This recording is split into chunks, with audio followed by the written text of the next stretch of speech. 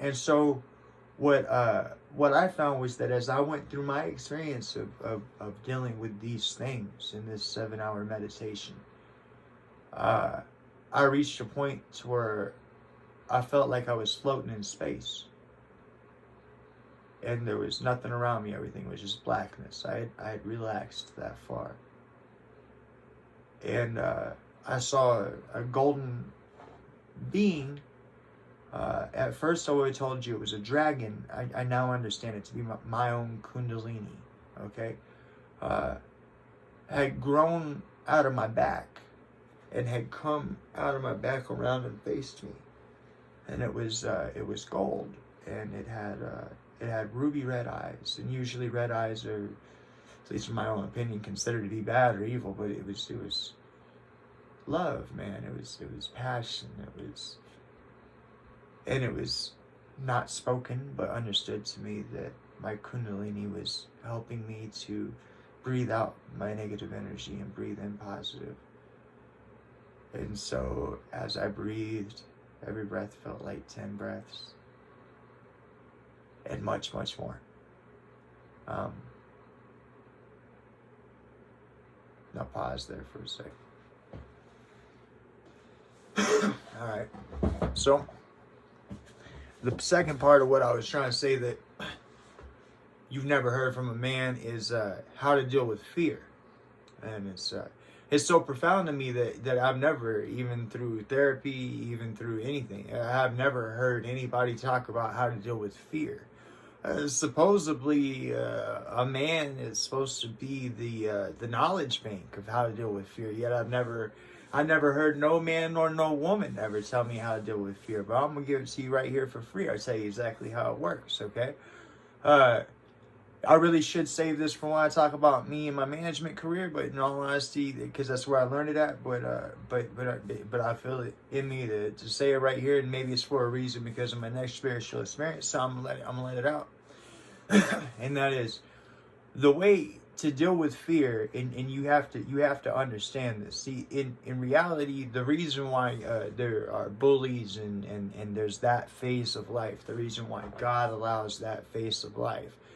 I think in a lot of ways, even though you won't personally confront it, I think that in a lot of ways is to teach you how to deal with fear. You see, because in school you have bullies, right? And you have the choice to not pay attention to them or keep away from them, or to, if a bully was attacking you, you have the ability to run away from them, right? But running away from a bully only makes it worse, right? So therein should have been your answer, but nobody ever talks about it. Nobody ever it's right. Everybody always say, you get a bully, you show Johnny these rainy days. Well, hey, not everybody can do that. Not everybody has an abusive father like me that will put you up to that, to make you do that. So what is it that she's supposed to learn from having bullies in life and people, co-workers and such as that really gets you down? What is it that she's supposed to deal with there? And that's this right here, is that the way to deal with fear is to acknowledge it. Okay? That's the only way to deal with fear. You see, if you run from fear, if you run from that which scares you, it's only going to make it worse. You have to acknowledge it. And how do you acknowledge your fear? You acknowledge that you are afraid. Okay? That's simple. Don't run from it. Acknowledge it. Some people that you might find strong in your life will tell you, oh no, I'm not afraid. I've never been afraid. A pity fool tells me I'm afraid. No. Yes, you have been. Yes, you will be. Yes, fear is part of the normal human capacity. Everybody feels it. Okay? So how do you deal with it? You acknowledge it. You admit to yourself that you know that you are afraid. Do you know what that allows you to do? That allows you to accept the circumstance. That allows you to deal with the circumstance from a level head. Okay? That is what fear is. That's what fear takes you out of, is a level head. That's what fear is. Fear disorientates you from a level head. Fear will take your whole world away from you and make one single part of your world matter. But in reality, the whole thing matters, right? Why is it that fear has the ability to do that? What does fear do? Fear disorientates you. Fear takes that away from you, right? So when you acknowledge that you are in fear and you are able to accept that you are in fear, when you are strong enough to accept that you are experiencing fear and you acknowledge it, then you've taken fear's power away, right? And that might have something to do with my second spiritual experience in prison. I don't know how many spiritual experiences I've had, and I'm sure I'm skipping a few, and I have no idea what number I'm at right now. But my second spiritual experience in prison was I had and I think it's very important that I had started meditating first, because in practicing relaxation, otherwise I don't think I would have been able to. I don't think I would have been able to experience this. I don't think I would have been able to take it. Okay. So I was sleeping. I was asleep. I was having a dream, and I was in prison.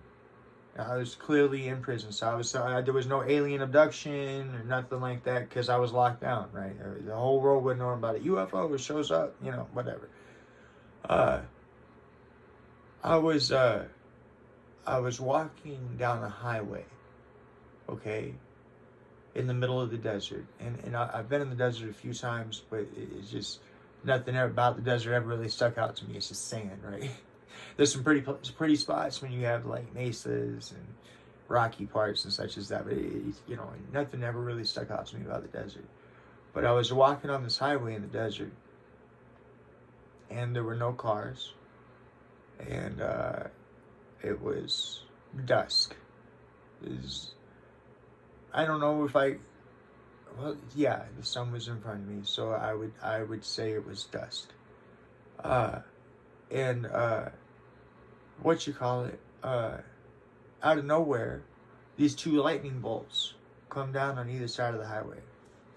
And when they hit the ground, when these lightning bolts hit the ground, two gray aliens popped out of them, and they looked like gray aliens, except for they were more long, like Gumby. Okay, they were very wavy, and they didn't pay no attention to me. They both shot down onto the ground, and they both looked at each other, and they both ran up to each other, and they both slapped each other. And after they slapped each other, they made a noise, right? And they did two backflips, which they were long enough to make it to both their sides of the highway where the lightning had struck down, right? And then they ran back at each other to slap each other again. And right when they come together, right when they contacted each other, they turned into a ball of light. And the next thing I knew, I was somewhere else. Okay, and I share this experience with you because I think it's important, because when you guys talk about heaven, and when you guys talk about God, and when you guys talk about what you guys think exists on the other side and how it's going to be, and this whole judgment thing and all that, I think you might ought to listen to me, because I know I experienced this, and I know I was sleeping. And but I know it was real, so y'all might wanna hear me real fast. So I was in a different spot, and I looked out,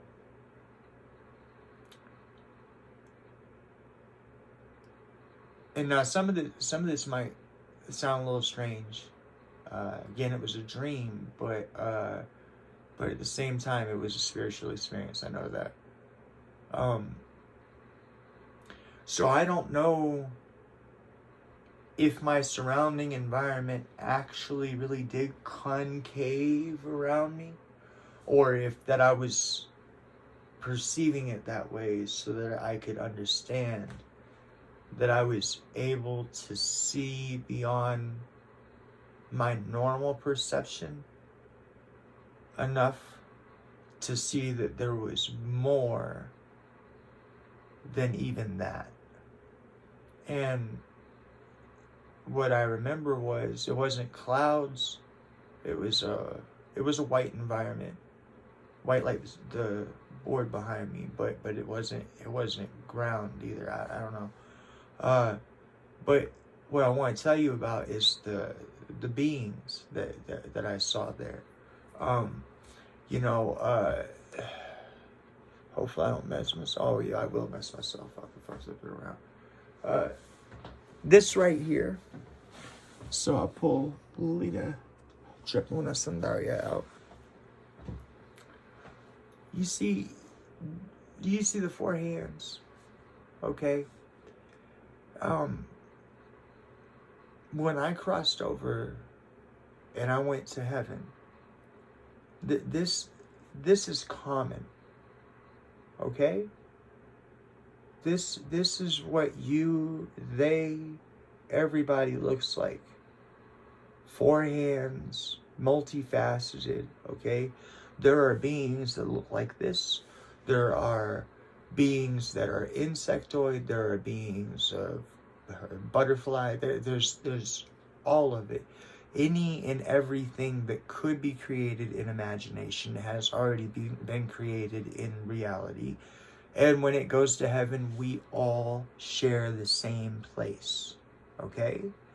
So if you have a racist perspective, or if you have a perspective that one type of people are going to be able to get in and not another, I'm telling you, you look at this statue right here.